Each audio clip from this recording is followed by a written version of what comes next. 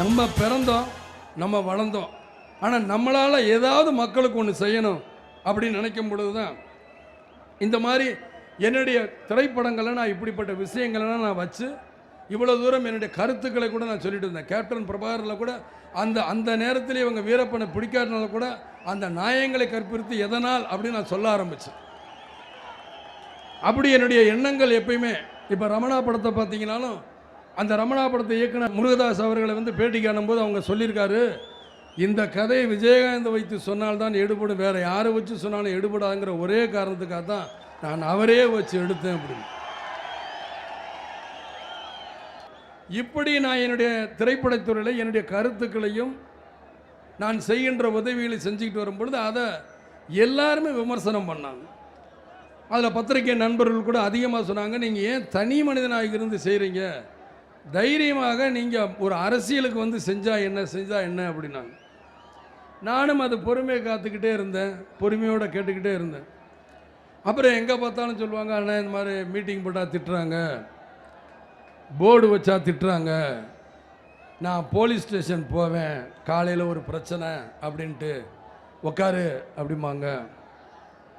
திடீர்னு பார்த்தா எந்திரிம்பாங்க. என்னன்னு பார்த்தா ஒரு கட்சிக்காரங்க வந்துட்டாங்க, அப்புறம் என்னங்க என்ன சொல்லுங்கள் அப்படின்னு போலீஸ் ஸ்டேஷனில் பேசுவாங்க. ரைட்டுன்னு அவர் பொண்ணு உட்காரு, இன்னொரு கட்சிக்காரங்க வருவாங்க, அவங்க பிரச்சனையெல்லாம் பேசுவாங்க, திரும்ப இன்னொரு கட்சிக்காரங்க வருவாங்க. இப்படி நான் காலையில் 9 மணிக்கு போனேன், ராத்திரி 9 வரைக்கும் ஸ்டேஷனில் உட்காந்துக்கிட்டு இருப்பேன். வெளியே இருந்து பார்க்குறேன், ஏதோ பிடிச்சி வச்சுட்டாங்க மாதிரியே பார்ப்பாங்க. நான் அப்போ கடைசியாக 9 மணிக்கு மேலே காவல்துறை அதிகாரிகளை பார்ப்பேன். சொல்லுவார், என்னப்பா சொல்லு அப்படின்னு. என்ன சார், நான் காலையிலேருந்து இப்படி உட்காந்துக்கிட்டு இருக்கேன், கேட்க மாட்டேங்கிறீங்களேயோ, நீ மன்றம் தானேயா, சும்மாரி, அவங்கெல்லாம் கட்சிக்காரங்க, நீ என்னையா அப்படிங்கிற ஏளன பேச்சுகள் அடிக்கடி சொல்லும் பொழுது, அப்படின்னா மன்றம்னா இவங்களுக்கு என்ன சாதாரணமாக போச்சா? இன்னைக்கு தான் கட்சி. தயவு செய்து இங்கே இருக்கிறவங்க அத்தனை பேரையும் பாருங்க, இந்த அத்தனை பேரும் மன்றத்தில் இருக்கிறவங்க தான். அன்னைக்கு இவங்கெல்லாம் எல்லா கட்சியில இருக்கும் பொழுது இவங்க ஓட்டு மாத்திரம் தேவை, மற்ற நேரங்கள் மாத்திரம் மன்றத்துக்காரன் எதுக்குன்னு மட்டும் திட்டுறது. இதையெல்லாம் நினைச்சா வேதனைப்பட்டேன். நீங்க ஒவ்வொரு தேர்தலையும் பாருங்க, என்னுடைய அறிக்கை என்ன இருக்கும், உங்களுக்கு இஷ்டப்பட்ட கட்சிகளுக்கு நீங்கள் உங்க ஓட்டை போட்டுக்கன்னு தான் நான் சொல்லுவேன். ஆனால் இவங்க சீண்டி இப்படி சொல்லி நான் கடைசியில் பார்த்தா, ஏன்டா என் மக்களோட ரத்தத்தை உறிஞ்சிக்கிட்டு நீங்கள் எங்களையே திட்டிக்கிட்டு இருக்கீங்க. தேர்தல் நேரத்தில் ஓட்டு போடுன்னு கூட்டுக்கிட்டு காருக்காராக சுற்றுறது, அதுக்கப்புறம் முடிஞ்சோன்னா கலட்டி தூர தூக்கி போட்டு போய் தலை நீ போ அப்படிங்கிறது. இதெல்லாம் தான் என் மனசுக்குள்ளே தோன்றிதான், ஏன் நம்ம ஒரு கட்சியாக இருந்தால் என்ன. அதே நேரத்தில் அரசியலில் நடக்கிற கோளாறுகளை நான் பார்த்துருக்கேன்னா, உங்களை மாதிரி நானும் சின்ன வயசில் நான் வசதியான குடும்பத்தில் பிறந்திருந்தா கூட அன்னைக்கு நான் எம்ஜிஆர் ரசிகன் என்று சொல்லுவதை விட எம்ஜிஆர் வெறியன். அவருக்காக நான் திராவிட கட்சிக்காக எத்தனையோ முறை நானும் போஸ்ட் ஒட்டியிருக்கேன், ஓட்டு கட்டு போயிருக்கேன், சபத்தில் எழுதியிருக்கேன். ஏன் எங்கள் அப்பாவையே தோக்கடிக்கிறதுக்கு நானும் ஒரு காரணமாக இருந்திருந்திருக்கேன். அப்படி நான்லாம் போயிட்டு அந்த தலைவர்களோட இன்னைக்கு இருக்கோன்னு நினைக்கும் பொழுது மனசுக்கு சந்தோஷமாக தான் இருக்குது. ஆனால் நான் வெளிப்படையாக எதையும் சொல்ல மாட்டேன். ஏன் சொல்லலாம், நானும் அவங்ககிட்ட பழகியிருக்கேன், எல்லாம் பண்ணியிருக்கேன். அதை விட நாம் நேரில் பார்க்குறதும் எவ்வளவு அவலங்கள் நடக்குதுன்னு பார்க்குறோம். நாட்டில் எவ்வளோ குறைகள் இருக்குது, இதை நிச்சயமாக தீர்க்க முடியும் மனசுக்குள்ளே நிலைமை வரும்பொழுது தான் நம்மளும் ஒரு கட்சியை ஆரம்பித்து நம்ம ஆரம்பத்திலேருந்தே நம்ம ஏழை மக்களோட நடுத்தர மக்களோட பழகி ஏன் நம்ம இறங்கக்கூடாது அப்படிலாம் யோசித்தேன். அப்போ கூட சிலர் சொன்னாங்க, இவர் சின்ன மீனை தான் சொத்தை விற்றுட்டேன்னு சொன்னதுக்கு சின்ன மீனை போட்டால் தான் பெரிய மீனை பிடிக்க முடியுங்கிறக்காக தான் சொத்தை விற்றுட்டு போயிருக்காருன்னு.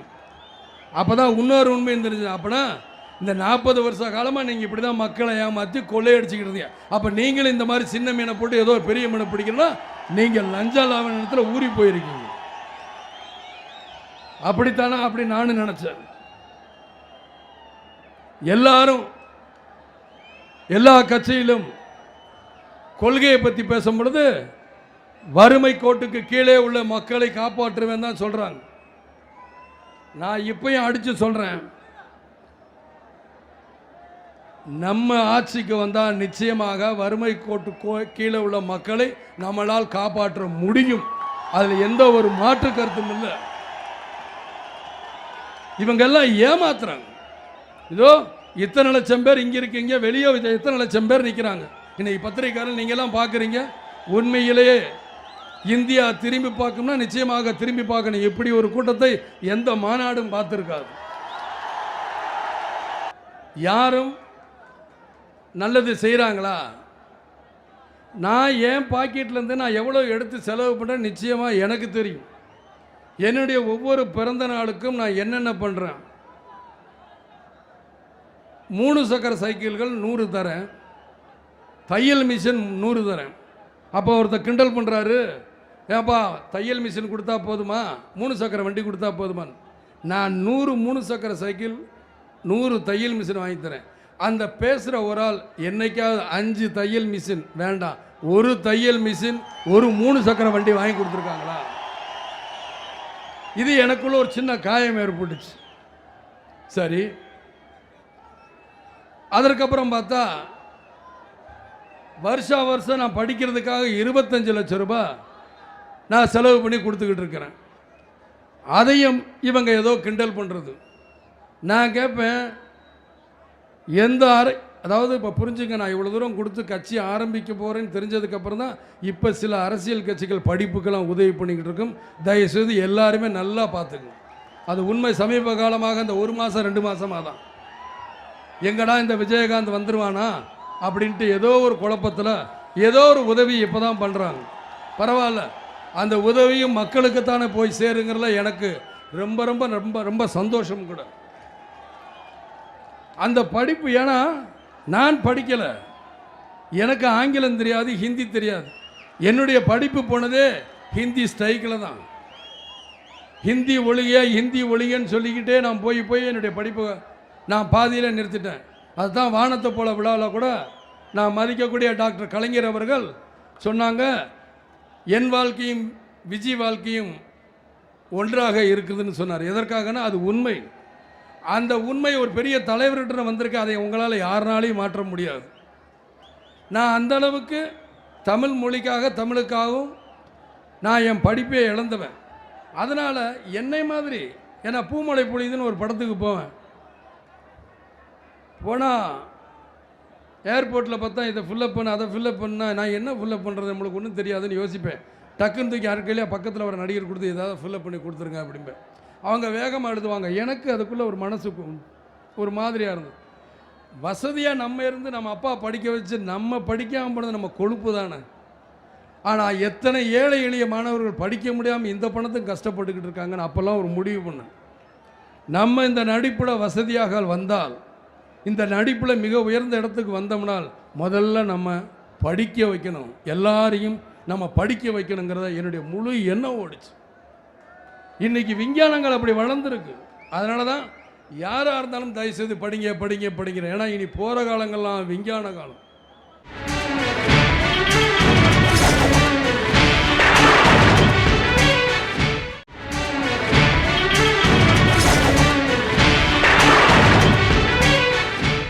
நான் நடிகனாக இருக்கும் பொழுது எனக்கு மனுக்கள் நிறையா வரும். அந்த மனுக்கள் அவங்க கஷ்டப்படுறது, நாங்கள் இப்படி கஷ்டப்பட்டிருக்கோம், எங்கள் குழந்தைகளை படிக்க வைங்கிறது தான். அப்போ யோசிப்பேன், எதற்காக இத்தனை கட்சிகள் இருக்குது, எதற்காக இத்தனை ஜாதி சங்கம் இருக்குது, இவங்க யாரையுமே ஏன் படிக்க வைக்க மாட்டேங்கிறாங்க, எல்லாருடைய ரத்தத்தை உரியறதுக்கு மட்டும்தான் அவங்க இருக்காங்களான்னு அப்போ இருந்தே எனக்கு சிந்தனைகள் ஓட ஆரம்பிச்சு.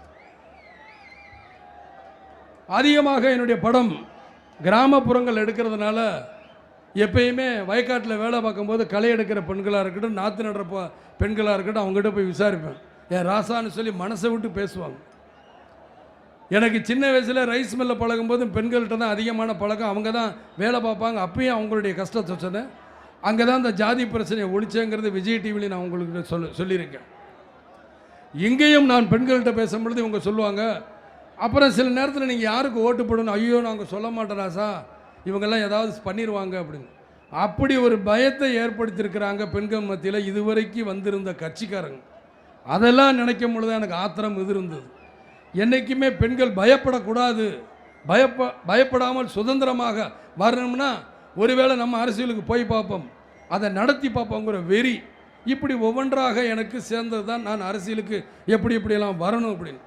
அப்படி வரணும் அப்படிங்க போகும்பொழுது தான் அங்கே படப்பிடிப்பில் நீங்கள் பார்த்தீங்கன்னா, நான் பெருமைக்காக சொல்லிக்கிறல, என்னுடைய சொந்த படம்னால் அங்கே 2000 பேர் இருந்தாலும், ஏன்னா நான் பார்க்குறது அந்த விவசாயிகளை, அந்த பெண்களை, கஷ்டப்படுற ஒரு நாளைக்கு 40 ரூபா கூலி வாங்குகிற அந்த பெண்களை, என் தாய் குலத்தை, என் சகோதர சகோதரிகளை பார்ப்பேன். பார்க்கும் பொழுது அவங்களை நான் சொல்லுவேன், நான் என்ன சாப்பிட்றேன்னா கேமராமேன் என்ன சாப்பிட்றாரோ, டைரக்டர் என்ன சாப்பிட்றா, அதனால் அவங்களுக்கு அதே மாதிரி லைட்மேனாக யாராக இருந்தாலும் ஹார்லிக்ஸும் போனி விட்டாவும் தான் கொடுக்கணும், வேறு எதுவும் கொடுக்கக்கூடாது. ஏன்னா ஹார்லிக்ஸும் போனி விட்டாவும் நல்ல ஊட்டச்சத்து இருக்குன்னா முதல்ல அதை அவங்களுக்கு கொடுங்க அப்படின்னு இன்னைக்கு வரைக்கும் நான் அதை தான் செஞ்சுக்கிட்டு இருக்கேன்.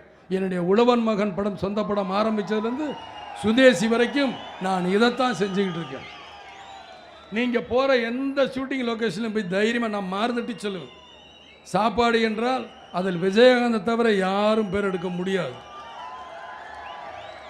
ஏன்னா போட்டு பேர் எடுக்கணுங்கிறது கிடையாது, எதுவுமே இங்கிருந்து வரணும். இங்கிருந்து வந்தால்தான் அது நிலைக்கும், இதயத்திலிருந்து எதுவுமே வரணும், வந்தால் தான் நிலைக்கும். இத்தனை பேரும் 25 வருஷமாக இருந்து நீங்கள் வந்திருக்கீங்கன்னா, என் பின்னாடி அரக்கால் டவுசரில் போட்டிருந்த தலைவர்கள் இன்னைக்கு முழு மனுஷனாக மேடையில் உட்காந்துருக்காங்க. ஏன் நீங்களும் என்ன உங்களுடைய 10 வயசுலேருந்து அன்னைக்கு பார்த்துருப்பீங்க, இன்னைக்கும் என்ன ஏன் சொல்கிறீங்க? நான் செய்கின்ற உதவி உங்கள்கிட்டலாம் போய் சேர்ந்ததுனால தான் எனக்கு இந்த வரவேற்பை கொடுக்குறீங்க. நான் 100 பேர் உதவி கேட்டால் நான் 100 பேருக்கு செஞ்சுருக்கேனாங்கிறதெல்லாம் கிடையாது.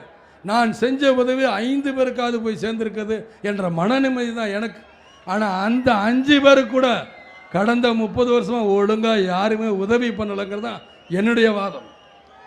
இந்த வாதத்தை பார்த்து தான் நான் சொன்னேன், நான் வருவேன். ஏன் வெறி, என் மக்கள்ரா, என் மக்களுக்கு நான் வர்றதுக்கு என்ன, நானும் எல்லாரும் மாதிரி ஏசி காரில் நான் மட்டும் உட்காந்துட்டு போக வேண்டியதானே? நான் நடிச்சுட்டு போகிறேன், முதல்ல சம்பளம் கூட வாங்கியிருக்கலாம், இப்போ குறைச்சி வாங்கிட்டு போகிறேன். ஆக பணம் தானே, அதை வாங்கிட்டு நான் மட்டும் உட்காந்துருக்கலாமே. நான் இன்றைக்கி சென்னையில் அழகாக எங்கேயோ ஒரு ஆட்டம் பாடிக்கிட்டு இருக்கலாம், பாட்டம் பாடிக்கிட்டு இருக்கலாம், சண்டை போட்டுக்கிட்டு இருக்கலாம், நடிச்சுக்கலாம். நடிக்கலை, எனக்கு தேவையில்லை. நான் வரேன். ஏன் வரேன்? சரியா, ஒருவேளை வேறு மாதிரி இருந்தால் கூட நினைக்கல. ஆண்டவன் மனிதத்தில் பார்த்தீங்கன்னா எனக்கு 2 ஆம்பளை பிள்ளை, அவன் எதையோ சம்பாரிச்சுக்கிறான், எப்படியோ போட. என்ன கேட்டாங்க, என்னப்பா நீ மாநாடு நடத்துறியே, உன்னை ஏதாவது பண்ணுவாங்களே அப்படின்னு. என்னை மிஞ்சி என்ன சார், வருமானத்துறையில் தானே பயமுறுத்த முடியும், வேறு எதுலேயும் என்னை பயமுறுத்த முடியாது. அந்த வருமானத்துறையை நான் வீடு விற்று தான் நான் இந்த மாநாடு நடத்துகிறேன்னு தவிர, மீதி நேரம் என்னை மிரட்டணும்னா நான் வேட்டியை மடித்து கட்டிக்கிட்டு இறங்குவேங்கிறது அவங்களுக்கு தெரியாது. ஏன்னால் இதற்கு முன்னாடி இருந்த அத்தனை கட்சிகளுக்கும் நானும் வேலை பார்த்துருக்கிறேன், நானும் ரவுடித்தனம் செஞ்சுருக்கேன், தெரியாமல் அலையாதீங்க. ஆமாம், நான் இன்னைக்கும் சென்னையில் இங்கே மதுரை பத்திரிக்கையாளர்கள் இருந்தாலும் சென்னையிலேருந்து வந்த பத்திரிக்கையாளர் கேட்டிருக்காங்க, தனியாக தான் காரில் போகிறேன், தனியாக தான் வரேன், என்னைக்கும் எதற்கும் பயந்தவன் இல்லை, 6லும் சாவு 100லும் சாவு. நான் இன்னைக்கு நான் சொல்கிறேன், என்னுடைய அந்த அர்த்தத்தில் தான் இந்த அரசியல் கட்சி ஆரம்பித்தேன். என்ன ஆக போகிறது, நம்ம சொத்தை அடைஞ்சாலும் சரி, நம்மளுக்கு தேவை மக்கள். இந்த மக்களுக்காக யாராவது ஒருத்தன் செத்துன்ற கிடையாது, என்னுடைய பேர் இருக்கட்டுமே. அந்த ஒரே உரிமையில் தான் நான் முதல்ல வறுமை கோட்டு கீழே நான் நிச்சயமாக சொல்கிறேன், ஆட்சிக்கு வந்தால் ஆட்சியில் இருக்கும் யாராக இருந்தாலும் செய்ய முடியும். உண்ண உணவு, உடுக்க உடை, இருக்க இடம், அடிப்படை வசதி, சுகாதாரத்தன்மை எதுவுமே செஞ்சு தர முடியும். நிச்சயமாக நான் வந்தால் அதைத்தான் செய்வேன். நான் டிசம்பர் மாதம் ஒவ்வொரு ஊரும் அவங்கள பார்க்க வரும், அன்னைக்கு நான் அதை சொல்லுவேன். ஏன்னா நான் மேலோட்டமாக ஏசியில் உட்காந்து மேலோட்டமாக இப்படியெல்லாம் மேடை பார்த்தவன் இல்லை. ரைஸ் மில்லில் கடுமையான வேலை செஞ்சு மழையிலும் வெயிலிலும் காஞ்சி நான் நெல்லை அள்ளி குமிச்சவன். அதனால் இந்த வெயிலும் மழையும் எனக்கு எந்த பாதிப்பும் செய்யாது. ஏன் உங்களை ஒன்றும் பண்ணல, நானும் கருப்பு நீங்களும் கருப்பு, ஒன்றும் பண்ண. காத்து கருப்பு பச்சா நம்ம ஏதாவது பிடிச்சிக்கிடுச்சுன்னா கருப்பு போட்டு வச்சுக்கடா அப்படிம்பாங்க. ஊரில் பேய் பிசாசு பட்டாலும் கண்ணறி பட்டாலும் கருப்பு போட்டு வச்சுட்டு, எங்களுடைய தொண்டர்களுக்கு பேயும் பிசாசும் பிடிக்காது, எதுவும் பிடிக்காது. நாங்கள்லாம் கருப்பு வைரங்கள், எங்களை ஒன்றும் பண்ண முடியாதுங்கிறது என்னுடைய ஆணித்தரமான இது. சிலர் நினைக்கலாம் ஏதோ இவர் கூட்டத்தை பார்த்து உணர்ச்சி வசப்பட்டு பேசுகிறாரா அப்படின்னு. நான் உணர்ச்சி வசப்படல, உள்ளதான் பேசுகிறேன்.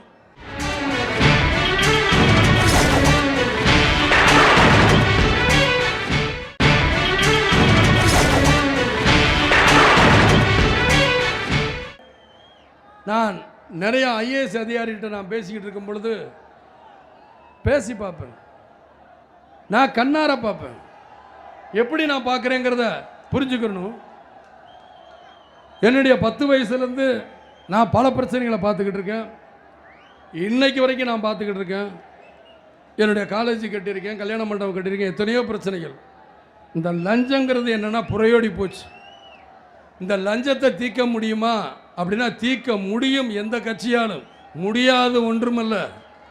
ஏன்னா நான் பார்த்துட்டேன் யார் யார் லஞ்சம் வாங்குறாங்கன்னு. ஏன்னா எனக்கு இந்த 25 வருஷமாக 30 வருஷமாக நான் எவ்வளோ லஞ்சம் கொடுத்துருப்பேன்னு எனக்கும் தெரியும். எப்படி எப்படியெல்லாம் லஞ்சம் கொடுத்துருக்கேன், யார் யாருக்கெல்லாம் லஞ்சம் கொடுத்துருக்கேன்.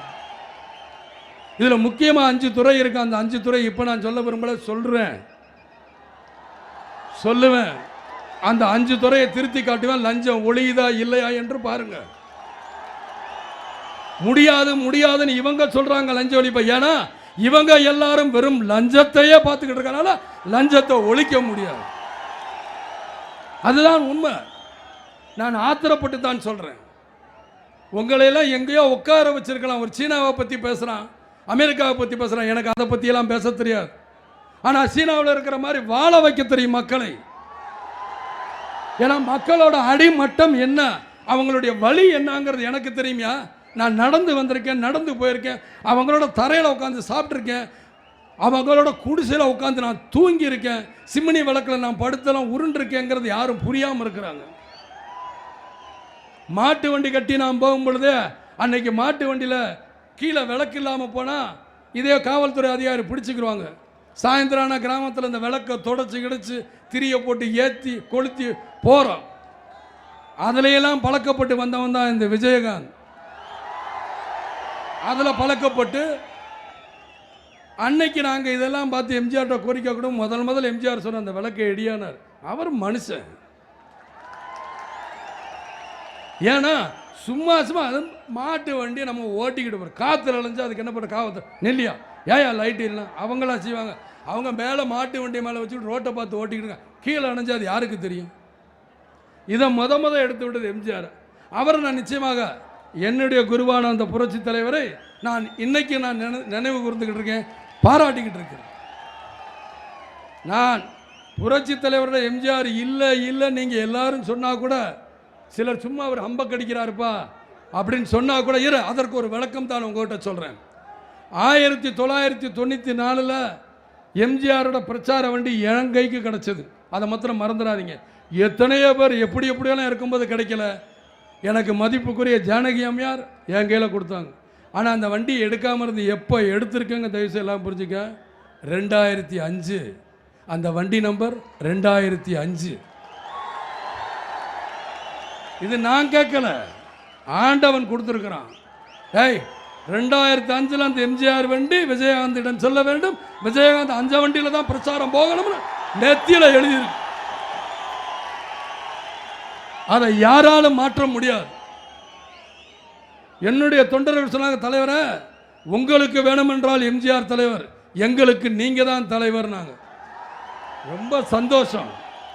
ஆனால் ரத்தத்தின் ரத்தம்னு சொல்கிறோமே, அந்த எம்ஜிஆருக்கு நான் தலைவர், அதே ரத்தம் தான் உங்களுக்கும். அதனால் என்னுடைய தோழர்களும் என்னுடைய தொண்டர்களும் எம்ஜிஆர் ரசிப்பார்கள். என்னுடைய தொண்டர்களும் எம்ஜிஆரின் ஆள்கள் தான் நான் சொல்லிக்கிட்டேன். ஆகையால இவ்வளவு பெரிய ஒரு சக்தி இருக்கும்போது லஞ்ச லாபனத்தை ஒழிக்க முடியாதுன்னு பேசிக்கிட்டு இருக்கிறதெல்லாம் தவறு. அதான் பத்திரிக்கையில் கொடுத்தேன். இன்றைக்கி நம்ம 25 வருஷம் ஆச்சு. இந்த 25 வருஷத்தில் எவ்வளோ தலைமுறைகள் உருவாகியிருக்கும். அந்த 25 வருஷத்து தலைமுறைகளுக்கு உண்டான சொத்துக்களை நீங்கள் தலைமுறைகளுக்கு உண்டான நல்லதை மக்கள் அந்த நல்லதை இந்த தலைவர்கள் மக்களுக்கு செஞ்சாங்களா? செய்யலை. வெறுமனை இவங்க சொந்த பந்தம், இவங்க பேரன் பேத்தி முப்பாட்டை கிப்பாட்டை அவங்களுக்கு தேவையான மட்டும் தான் சேர்த்து வச்சுருக்காங்க. இது என்னையா கொடுமை? இந்த கொடுமை எனக்கு சுத்தமாக பிடிக்கல. ஏன்னா நான் வரணும், நான் நல்ல சுகமாக இருந்து கூட இப்போ அரசியலுக்கு வரணும், என்னை காலம் தள்ளிட்டு வருது. போடாங்கிறதான் தள்ளுது. வரேன், எனக்கு ஒன்றும் கிடையாது. நான் வாட்டும் உங்கள் வீட்டுக்கு வந்தால் ஒரு டம்ளரில் கஞ்சி வாங்கி குடிச்சிட்டு டக்குன்னு போய்கிட்டே இருப்பேன். நான் அந்த குணத்தை சேர்ந்தவன். எனக்கு பெரிய வசதியாக படுக்கையில் படுக்கணும் போகணும் அப்படிங்கிறலாம் எண்ணம்லாம் எனக்கு கிடையாது. நான் இப்போ தரையில் படுக்க சொன்னால் வாடு நல்லா படுத்துங்குவேன். ஏன்னா ஏன் அப்படி ஒரு தூக்கம் வருது தெரியுமா? இங்கே ஒன்றும் கிடையாது. எனக்கு இந்த மனசில் எந்த பயம் கிடையாது. என்னை திட்டுறியா திட்டிக்க போயா, எனக்கு ஒரு நிமிஷம் உங்க அவருக்கு அதுக்கு மேலே வேண்டாம், போட்டும். மனித பிறப்பு தானே, அப்படி தான் நான் நினைப்பேன். 5 கோடி ரூபா நஷ்டமாக கொஞ்சம் நேரத்தில் இருக்கும், 10 நிமிஷம் கழிச்சு விட்டு தொலை, சம்பாரிச்சிங்க இல்லாட்டி போட்டும், நம்மளுக்கு போகணும்னு தலையெடுத்தா அந்த 5 கோடியும் போய் தொலையிட்டோம், அப்படின்னு தான் நான் நினைப்பேன்.